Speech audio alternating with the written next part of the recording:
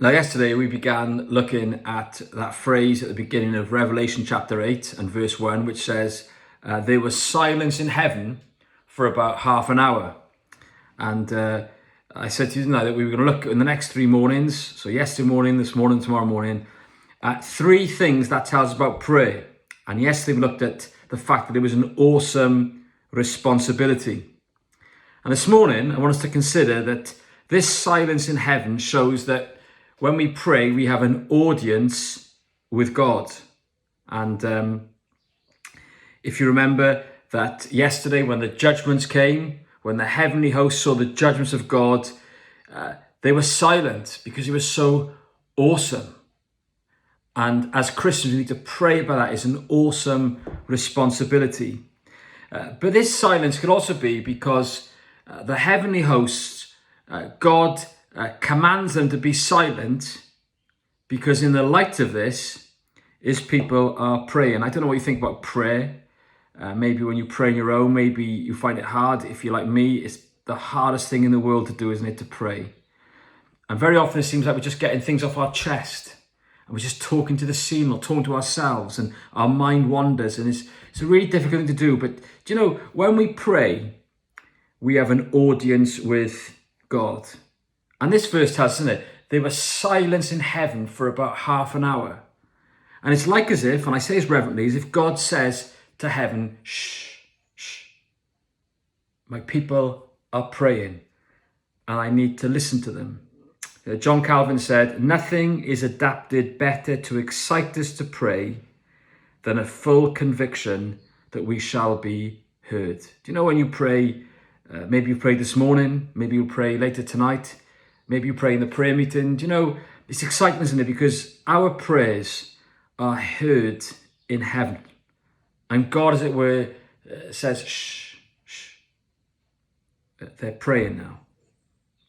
Do you remember in 1 Samuel chapter 1, in the hill country of Ephraim, in that obscure place with that obscure, humble woman called Hannah, she prays. She, if you like, gives all her issues and the things that are on her mind, the matters, she lays it all out before God.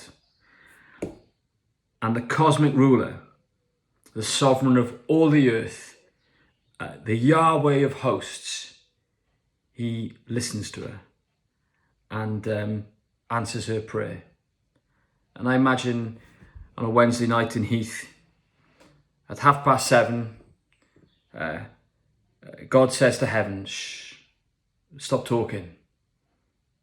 Let the singing stop, because my people in Heath are about to pray and I want to give them my undivided attention. And when we come to God, you know, the people we pray about, the members in our family who are not saved,